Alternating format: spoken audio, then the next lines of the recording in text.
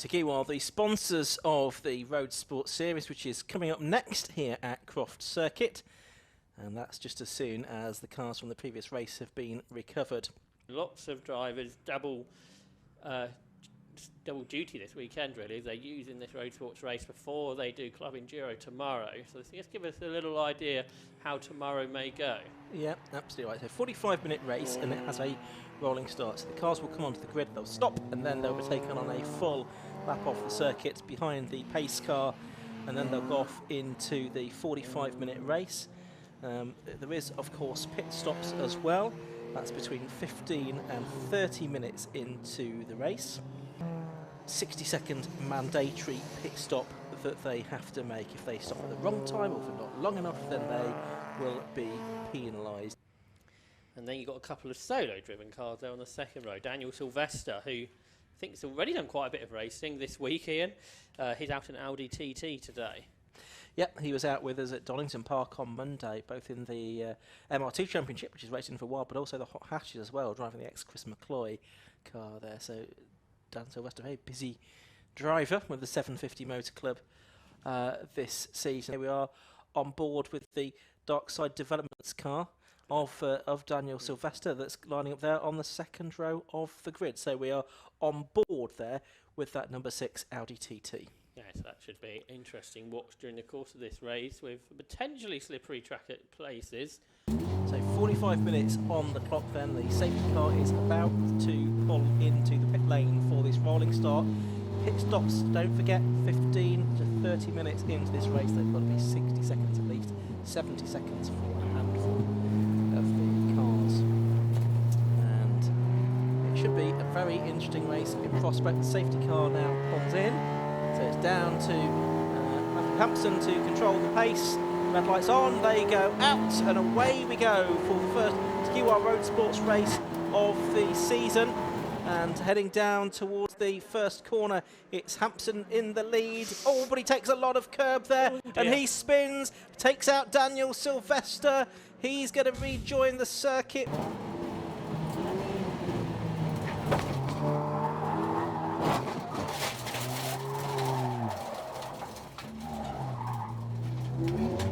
But it causes other cars to scatter left and right. That was all a little bit messy, Josh.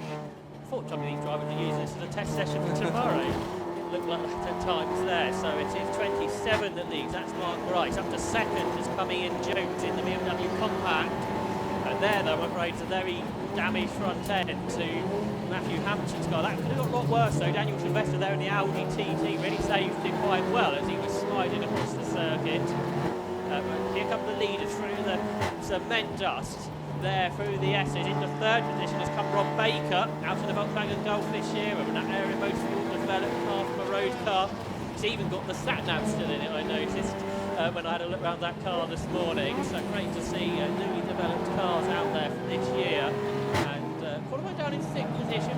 Baker Cole's 53-time Enduro champions. So we'll see how they get on. They've made a good start up ahead there of the Sayat of Colin Gillespie, who's in P4. Then Luke Handley, who's upgraded his Golf to Class A specification for this year.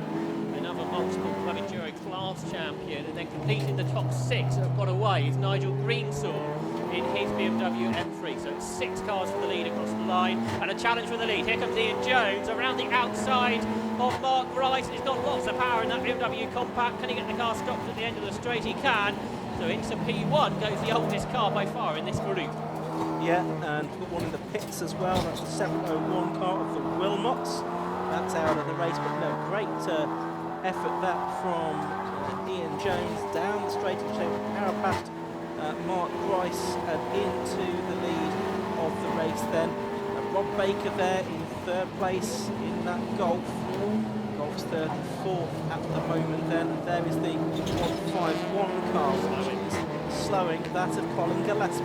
Yes, it's slowing at the power, and now that car is going to perhaps make the cut back to the pit lane. Yes, it is. That's a reliability issue we've seen with one of the Sayats. Don't know if he got involved in this on the first corner or not, but Colin Gillespie is limping. Then we can check back to the pit lane.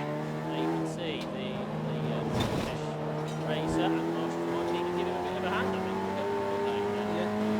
gravity just about on his side. It's a very slight down slope to the pit lane entrance from where they are. But let's have a look at some on-track battling. That's the 46 car going through. That's Jack Wright in the Golf up on the inside of the 33 car. Matthew Reed also going past the number 33 Honda Integra of Liam Collins as well.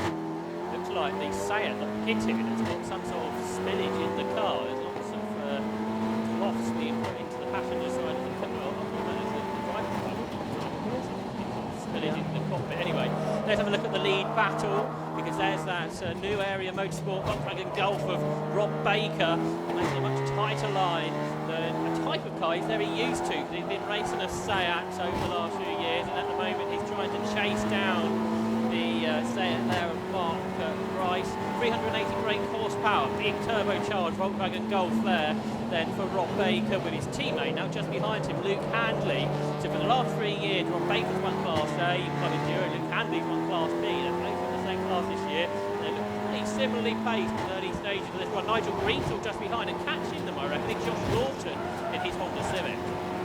Yeah, absolutely right. So we keep an eye on Josh, number 10, who started 7th, is 6th. Ethan Hampson has made it into pit lane, by the way. Is that the leader a bit out of shape, coming out of C there maybe? Ian Jones is the back of the lead that we're watching. Mark Rice there in second, Rob Baker with them as well. Spooky, the compact, as it was breaking down there into the complex. And still got yellow flags as the marshals retreat to the post after pushing into the pit lane. Ian Jones, did he get hit under yellow flags? I think, yes, there was some contact. Ian Jones has got his hand out of the window there, saying, what on earth's going on under yellow flags? I'm getting a nudge there from Mark Rice. Mark Rice is still there in second place, with Rob Baker right behind him. The Mazda there has just, I think, come out of the pit lane, hasn't it? And while he was being lapped, Nigel Greensill got up ahead of Luke Handley as they went through Hawthorne. Let's have a look at a replay of that incident up there at the hairpin just a moment ago, Josh. This is yellow flags already, so already in yellow flags here, which means drivers need to slow down, be prepared to stop, and Ian Jones was doing that, and the rear end of the car got lifted up there by contact. So I suspect race control will be looking at that one. Right. Anyway, racing continues here at Croft, and we are on lap 3. Josh Lawton was catching. He's done the fastest lap of the race. He's a second quicker than anybody else. So the Honda Civic there, car number 10, is the quickest car in the race. The driver from Hull, local-ish to Croft Circuit here, the ex-Time Attack racer in this 1994 Honda Civic EG with a K24 supercharged engine. Lots of power in that car.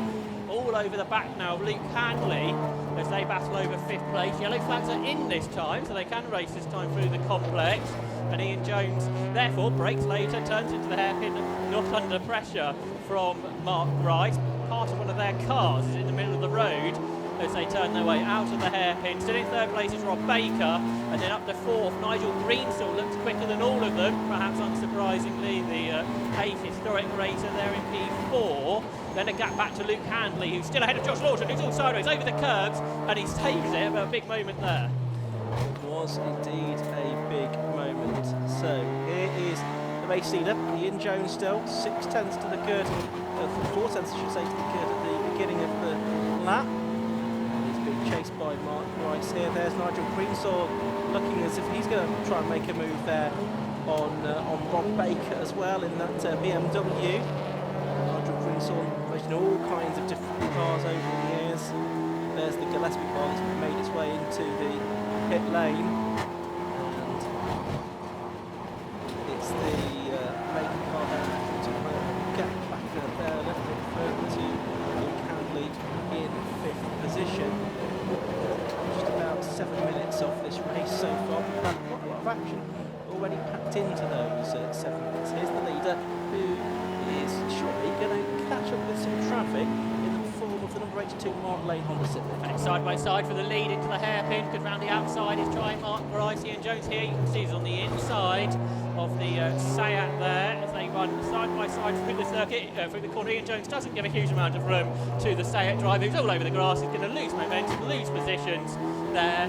So around the outside of the hairpin, tends not to work here, of course, particularly when there isn't that much room given. For second place, traffic just about coming into effect there, so Nigel Greensall wasn't able to lunge up the inside of Rob Baker, which he gave a little bit of a look to do.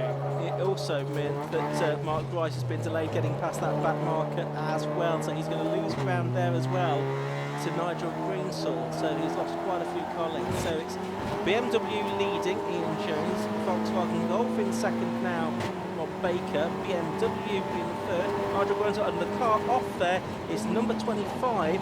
That's the car that Leslie Charnocker was sharing, but it is looking in quite a bad way, that, Josh. I'm going to stop and try and get that going by the looks of things. I think it's Rob Smith who he's sharing with ex-historic from the Ford racer. I'm not sure if Rob is going to get a go at the caution there for Les. Ex-Ferrari challenge racer turning this year in a Porsche. That Porsche's a little bit beaten up now. Just checking the detail of the start drive there. It was indeed starting now, so we'll see about that. Anyway. Two of the leaders, still Rob Baker ahead of Nigel Greensall. They're still both behind Ian Jones. They turn their way here through and out of the hairpin. This is all looking very competitive though, isn't it? Because Luke Handley's not that far behind. Then Josh Lawton in sixth. Then Dan Sylvester in seventh. There can't be much more than a second between each of those cars. So it's very competitive indeed. The first 10 minutes of racing here in the Road Roadsports Series. So that big curb hopping moments for a few drivers as they go through there. Looks like Daniel Sylvester's Audi TT didn't get too badly damaged in that first lap incident he was involved in. Top three pretty close, 1.4 seconds between Jones, Baker and Greensall as they head down towards Tower. Greensall had a big look down the inside of Baker for second place there as they went into Tower Corner. Couldn't quite make it work. Now, of course, actually the first four drivers, the first four cars, all have two drivers in. So it'll be interesting to see how things pan out in the second part of the race. Are the second drivers going to be as quick as the drivers in first? We'll have to see about that. We'll be having the pit lane open in the next 5 minutes or so. Yeah, that's right. So there's the Porsche, is it? Yeah, just out of Sunny. So it did get parked up, I think, near a Marshall post. That's steaming away. Mark Grice there has caught Baker and Greensall. More cars in trouble though. Charles Kirk, isn't it? That's Super Cooper. So he is going ahead potentially on his way back to the pit lane. Meanwhile, for second place, it's pretty much side by side up across the line. This time Nigel Greensall's on the outside line, heading up towards Clairvaux. I think BMW's got the power, despite those big big turbocharger on the Volkswagen Golf. Nigel Greensall is able to slot through then into second position. Didn't qualify perhaps as well as he would like. I noticed Greensall went out first when it went a bit damper, so perhaps that might be something to do with it, but now he's using his pace to claw his way now into second position. Can he catch Ian Jones? Can he hang on to second position first of all? Yeah, because he's not getting away from Rob Baker yet. And Mark Grice right with them as well in the Cupra. They're turning their way around Tower Corner. Just letting Ian Jones start to build up a small lead here. It was 1.3 seconds at the start of the lap. Class B, that's being led by Scott Parkin. He's 8th overall in number 89. And problems there for Rory Melia in that Mini, number 191. Looks like he is out of the race. A great shame for Rory Melia then. And he is the other half of Sammy Bowler, who's also in this race, of course. Yes, I think Rory had a few issues with his car in quali as well. Sammy Bowling, you mentioned there, she's got around 20. Class B Mini. Here's the battle for second, third and fourth through the complex. A few minutes till the window opens.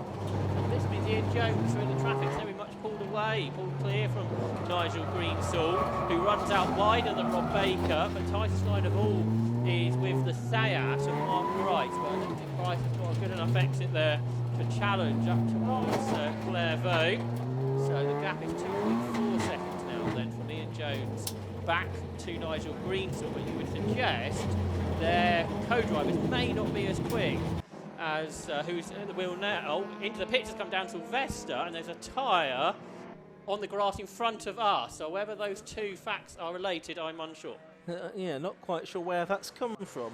We'll see if we can figure that out as the race goes on. Pit window 2.5 minutes away from opening. I don't think I've got a chance to finish my sentence here. Well, Matt Creed it is that leads Class C in 19th position overall, as we are watching. Our Class B leader. Yes. Scott Parkin, who's up to 7th overall now. So he's had a really good run. He's only a few hundredths off of Rob Boston's lap record. There's an Audi just ahead of him, the RS3. Who was behind him, so I think Scott Parkin's lost actually a couple of places at the start of the lap. Firstly to the Seat started by Andrew Raff, but also to Brad Kaler in this Audi RS3 that's making its 750 Motor Club debut today. Yeah, so Brad Kaler up a position there. So we are working lap number 9 of this race. Greensall's had a quick lap, I reckon, Ian, because he's much closer to Ian Jones and much further ahead of Rob Baker. So we'll see if Nigel Greensall, who was 2.4 seconds behind, is their fastest lap of the race as they go up across the line now then. And as the time screen refreshes, he has a 1 minute 28.40. New fastest lap then for Nigel Greensall, who's pulled away from this battle for third between Rob Baker and between Mark Grice. Okay, so we'll see if he can get on terms with the race leader then. Bound to be a possibility, one would think. There's Mark Grice flashing his lights at Rob Baker. Is he going to try and go through here at Tower Corner? Certainly looked like he intended to, but then he's took back in behind. Rob Baker just seems to be a little bit quicker through the corners. Is the Cupra of Mark Grice, as is the Golf of Rob Baker, which is now the second part of the race. 45th, a long gap back to Luke Hampton now in 5th position.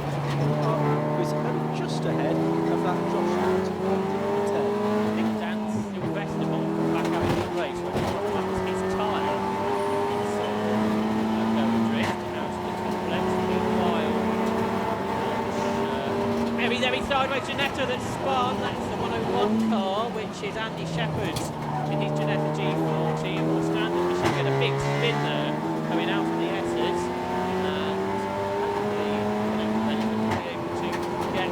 Going, but we can continue to watch it. Side by side for the lead though as they head down towards Clerford Corner now, and it's Nigel Greensall that's taken the lead. He's got ahead of Ian Jones now, so number one, where are we? We'll get the numbers right in a minute, but it is now the 40 car that's taken the lead. It was just ahead as they went over the line, ahead of the 117 car of Ian Jones in second place. 3 seconds clear of the next group of cars now, but on the straight, Nigel Greensall is just able to power past the BMW Compact of Ian Jones, which is in its own right quite quick in a straight line. It's pretty impressive really what they've done, Martin Gadsby's done with that BMW Compact, isn't it, to be not that much slower than Nigel Greensall, who's such an experienced rapid driver in a full M3. That 101 Ginetta which had the spin is just running down a bit late, so it clearly was unscathed. But this could be a pit stop too, if they want it to be, because we are into the pit stop window, so expect cars to potentially start pitching. There's Liam Crilly out there, back with us with the 750 Motor Club. He's in 12th position in his BMW Z4. Liam Crilly in the past. Just behind Johnny Mudgate in the Civic, and just ahead of James Birch. Awesome. Now that Greensall's ahead, I wonder how much he might be able to clear. And we got the first track limit penalty on the weekend now. Yeah, and it's gone to 117 car Ian Jones, showing Martin Gadsby. Showing Gadsby's name on the timing screen. Ian Jones is the driver out there at the moment. He's come across the line that time. And he has 6.9 seconds plus the 5 second penalty to be added to the race time at the end. That's one of the cars with a 10-second longer pit stop as well. Jones and Gadsby pairing. Into the pit lane comes the Class B leader, Scott Parkin. Breaks late at the 60km/h marker. There he is in the pits, the Darkside Golf that did lead its class by, I think, about 20 seconds or so from Johnny Mudgate. There's the pit stop there. Now we're on pit lane. Yeah, this is all going on. Circumstances as a middle, he's then the number 89 car.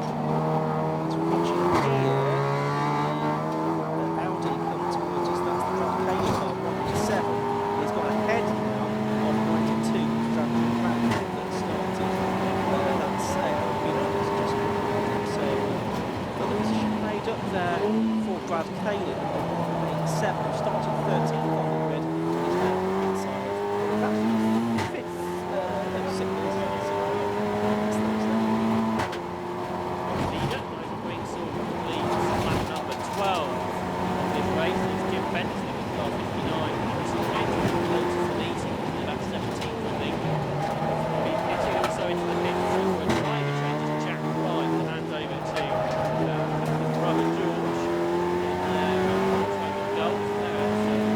In the pit lane is Josh Lawton, one of our first front runners to come in out of 5th position. Josh Lawton's driven, solo driven. The Civic into the pits. Race leader, by the way, 1.2 seconds between Nigel Greensill and Martin Gadsby. Only a couple of seconds further back, Rob Baker on the last lap through traffic. Mark Rice lost out. He's a further 3 seconds behind Baker. And I'd suggested with the driver changes, the lead car, by the way, another one with a 10-second longer pit stop for sequential block. So I think the lead battle will be between Cole Swift and William Beach in the second half. I think that might be always what it was going to be, given the different drives that are going to be getting into the cars by Jones and those two. Right, so it'll be interesting to see how that shapes out in the second half of this race. There's that battle looking like Taylor and Andrew Rafford just went through his shot. Here is Liam Quinny, who's just ahead on the Vauxhall course we spoke about earlier on. James Purchase doesn't now. Really good effort this in the Vauxhall course, just behind the BMW Z4. Into the pit lane comes Ian Jones out of second position. The BMW Compact is in now, hand over to Carl Road and Martin Gadsby. That's a good idea. What the pit lane's quite empty. This is actually about the second place in Class B as things stand there. Liam Trilly and James Birch going for a shot at the Marquesses. Picks up one of our Class C front runners, Alex Richardson. He was second in Class C, a little way behind Matt Reed, who continues to lead the class. He set a new lap record under a second under the lap record. Matt Reed is trying to clear 1:36.16. Blue flags waving for the slower movement there into the complex. Really then laps the Civic, Dominic Barlow. Down to the pit lane with driver changes. It's Chris Williams. Yeah, I'm down at the Darkside team garage with Rob. So first of all, just tell us what happened with the TT. You sort of came in with no front left tyre. Yeah, Danny had a little bit of contact earlier with the BMW. It stayed out front and got the ball. Obviously, a shame for his race special folks. So well, but you've got the P-Class lead and the pit stop just now. So things are looking good there. Yeah, well,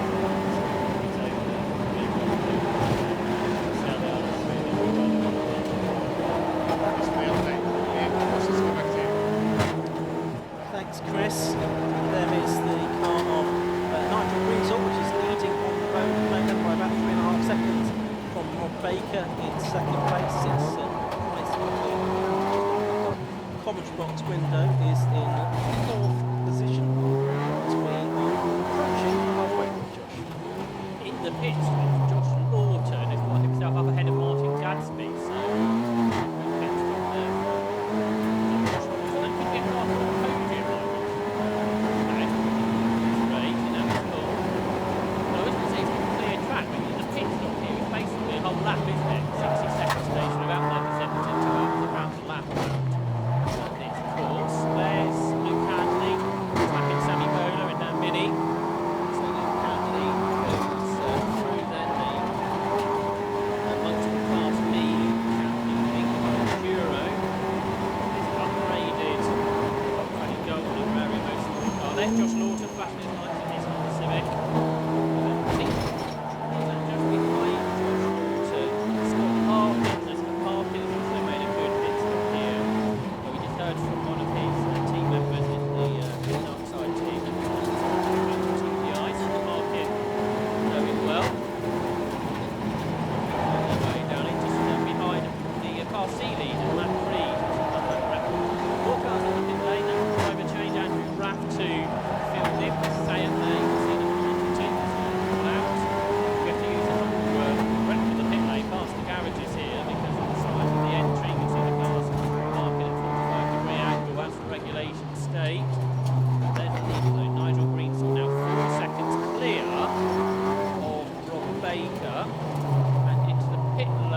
think has come Mark Price. We'll hand over to William Beach, and Beach will get in 27.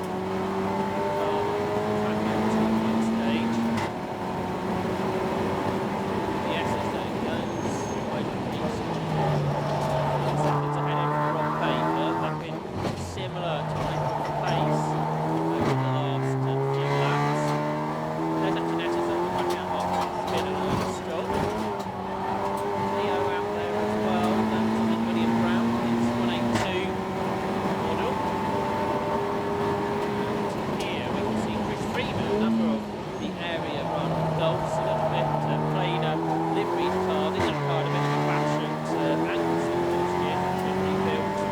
Chris Freeman currently running in 6th position, and he's a Class A car, like Baker and Bradley. Now, pit stop done there with Sayat. Now, Beach, we are doing pit stop here. Now under yellow flags, because the Giletto's been off the gate at E40.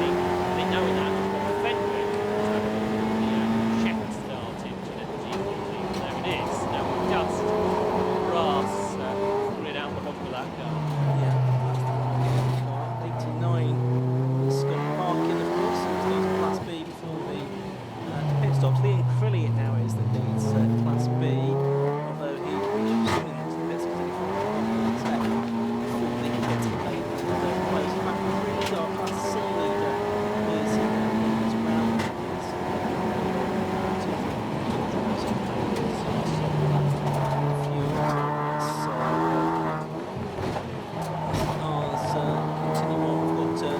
Gadsby car, which we will head back down to the pit lane. Let's get ready to proceed.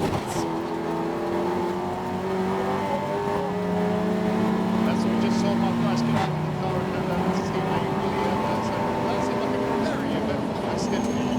Yeah, it certainly was. At the opening few laps, I had gear change issues, so 1 minute wouldn't select, next minute select 2 gears in a row. So I was having to do it manually on the stick, and then I got the gear switch working afterwards, and then I just had a little tap into the last turn with the BMW and then just last 2 laps down, going up the outside, and then it being ready through, and ended up going on the grass.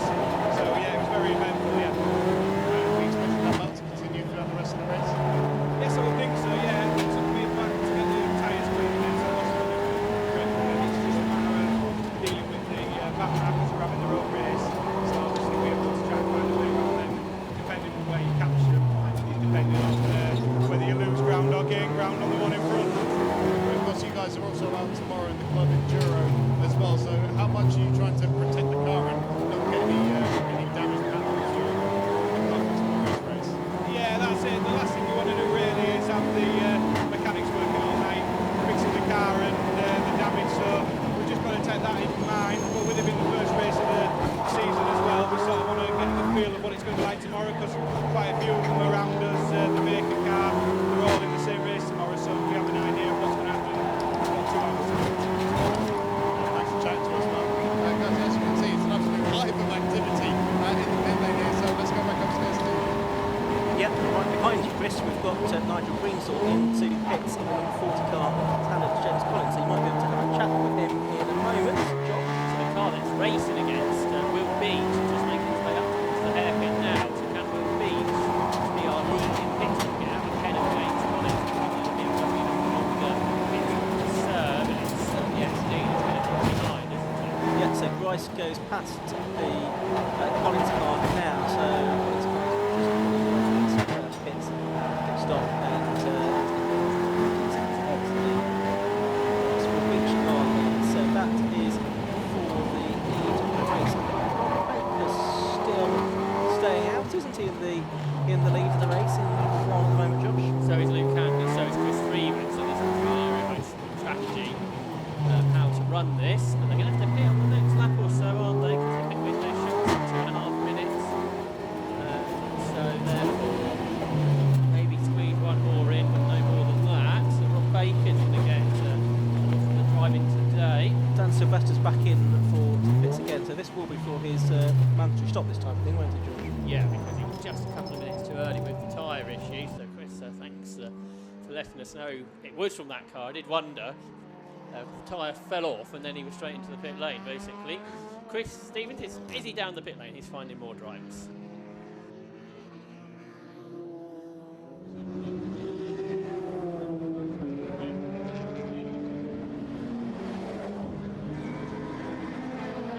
Right, I'm in the pit lane with Nigel. He's just got out of the car. You seem to really be in the thick of the action in the early stages of the race.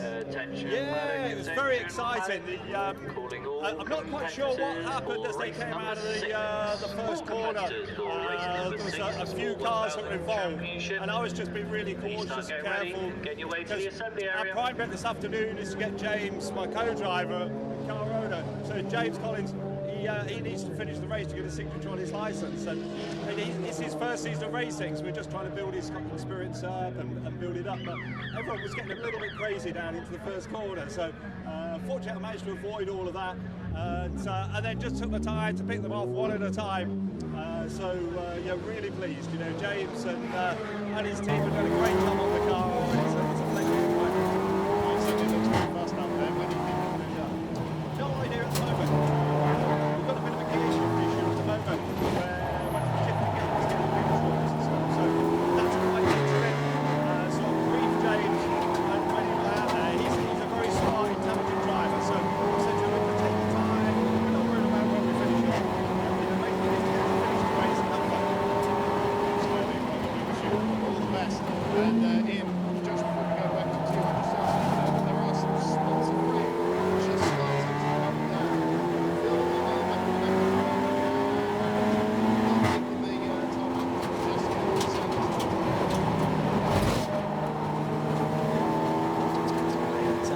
Pit lane window is now closed, and in the nick of time, Rob Baker did make it in there, but also he's picked up a 5-second penalty for exceeding track limits during the course of this race. It's handed over to Carlton, but that comes to a 5-second penalty.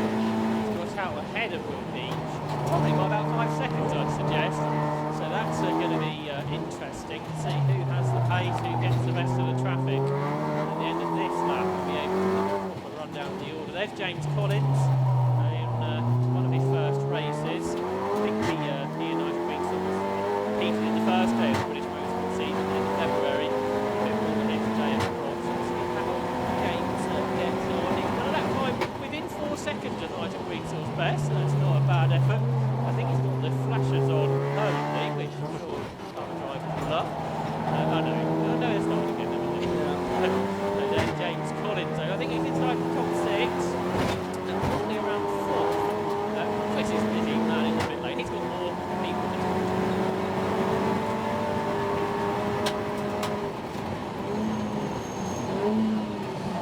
joined now by Rob Baker from the #1 area Motorsport. So, of course, big news for you this year is that you've got a brand spanking new car out there. So, how's it performing so far?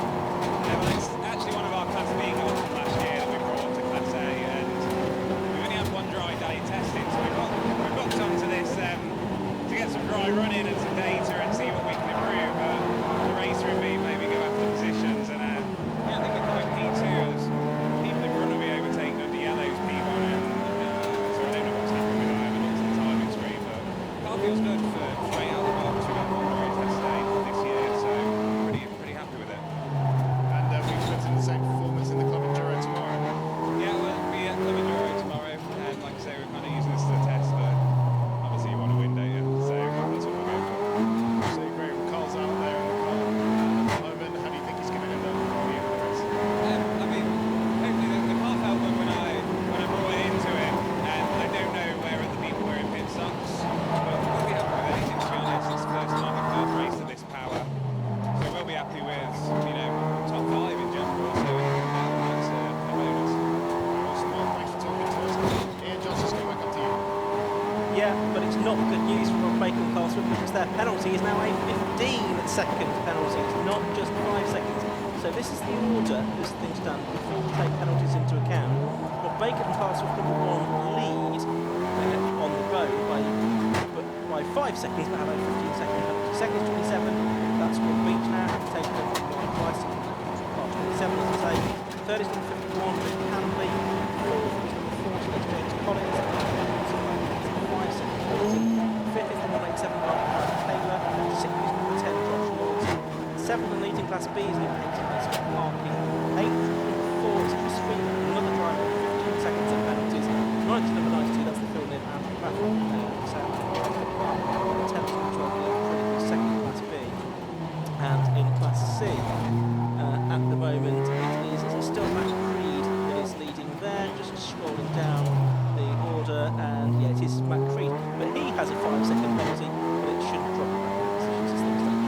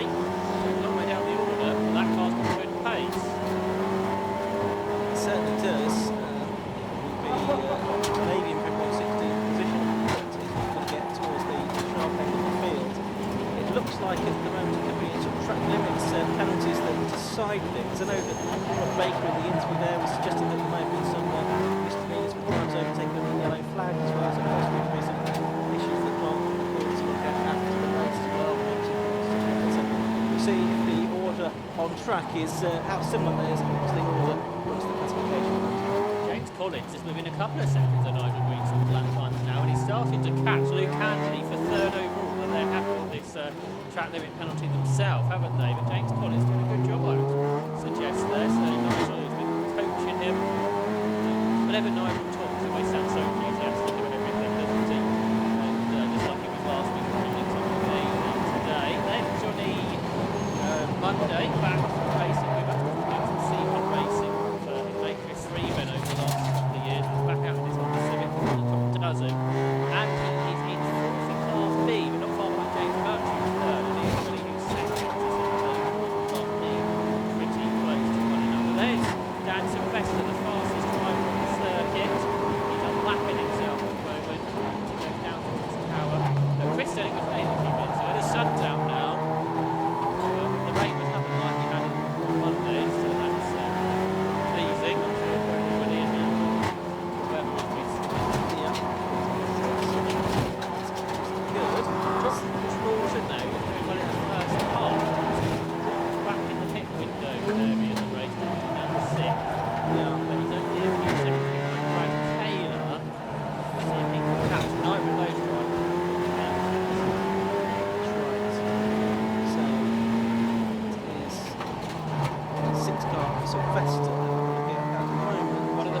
Class B is making an unscheduled stop. It's the Vauxhall, James Burns. From 12th position overall, and I think it was 3rd in class at the time he went in. So he's heading into the pit lane, unfortunately for him. Go, the gap on the road, 3.6 seconds. The penalty that overhangs Baker's car.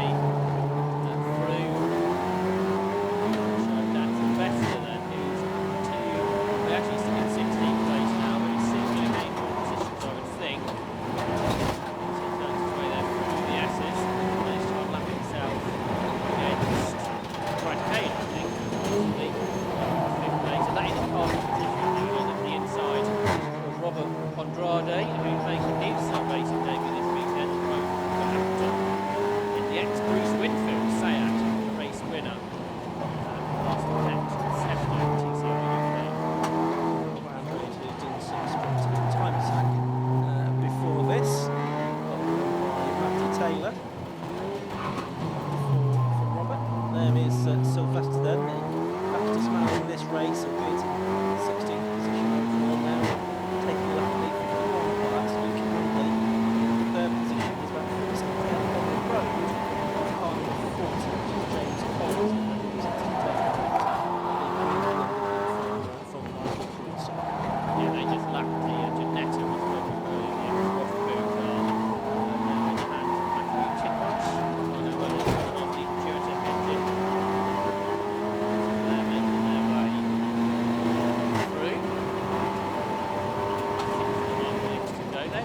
Gadsby, where's he dropped to? He dropped up to 13th. Yeah, he's that last lap of lead for the best part 10 seconds a lap slower than Ian Jones was doing in that car earlier. And that is the position, isn't it? That's the rest of behind him, and I think pretty quickly going to get the Audi up ahead of the BMW Compact. Not an easy car to drive, that I think, the Compact. That power, much more power than it was designed to have. There we go, the first car, Ian Jones. There's the best one to get ahead now into 13th position, yes he is. Heading into the complex once again. Just under 6 minutes of the race left to go. There's the 77 Caravan Raid as well. So 3.84 seconds separating first and second at this point in the race. So that's Paul Swift and Greg Beach. Swift has got that 15 seconds left to go to his time. So it's well, he will be classified third as things stand. Second, I should say, as things stand. So just get back to the third position. More penalties for Collins and Greens on BMW. They're up to 15 seconds now. Scott Parkin, he's got a phone. Class B, he's 7th over. Matt Reed is CD presented for that record. It's a 1:35.32 now. And he leads the class by about 25 seconds over Sammy Bowler. But I just not believe Dan Richardson in the third. It's the Fenwick Shepherd car and the spin early on the Canetta thing. Just got ahead of Will Brown. Break car B, Parkin, Trilly, Monday. That 26 to swing the lead to the race leader. There is Sammy Bowler car B. So she's in 19th position. And she's just been lapped, I think, by Dan Sylvester on his lap drive. And minutes of race to go. The gap is still 3 seconds between the top two. They're very evenly matched, aren't they? Rob Baker, Carl Swift versus Mark Price and Will Leach. The car that's not in this race will be factoring tomorrow in is the car that's quickest in testing. I think one of the quickest cars is Joel Oswin, the Class C champion. He's upgraded to a BMW 4. I noticed that was one of the quickest cars in testing yesterday. So we have more cars to factor into the coming Euro picture. Now there's a Team Dynamics Audi that's entered as well. That is showing cars to his own progression. We'll talk about that tomorrow, but there's going to be a lot more cars to factor into them already. It's a competitive race today. Has it indeed? Dan Sylvester still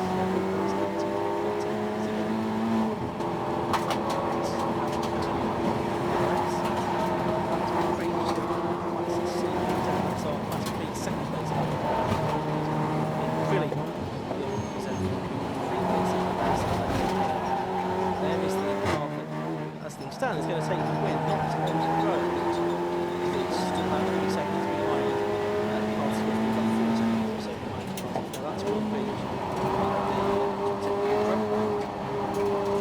And on the road still it's Carl Swift leading in goal. Those 15 seconds of track limits and penalties. Little moment there for number 14. That was John Monday in the Honda Civic. Brakes for the Burfo, but he got the car. Actually leading really for second, that's why he's pushing on the second in Class B, I would say. So there's the BMW then for ahead there, it's Johnny Monday with the Honda. So that is a potential gap to watch for the last couple of so laps of this race. Down this big field pass now. There's Luke Handley, Luke's there, so in third place. So 24 seconds. 7 seconds ahead of James Collins, who's being caught by Brad Taylor in the Audi. And there's Handley getting a big win. There's our going to become the race leader after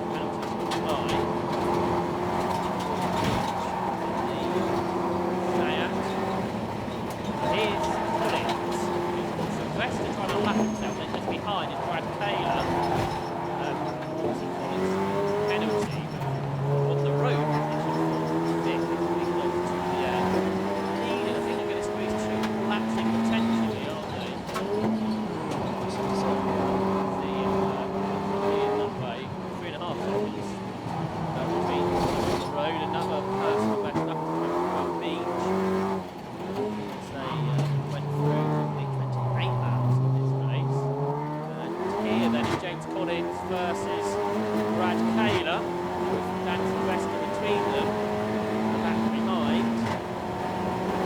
They head here down to the road. Cars tomorrow. Collins has done a good job here. Yeah, only a couple of seconds lower than Nigel. So he lets Sylvester go, so that means Taylor's going to be right behind him. At the end of the day, I guess it doesn't really matter if Taylor gets through. You'd love to see them side by side when you look at the tower. But nevertheless, is Taylor going to have to wait last year? Probably is. As Nigel Greensill was saying, the priority for James is to get the his license having finished the race. So I think the boys not to get too hard and accident. Here's the leader. Comes Swift.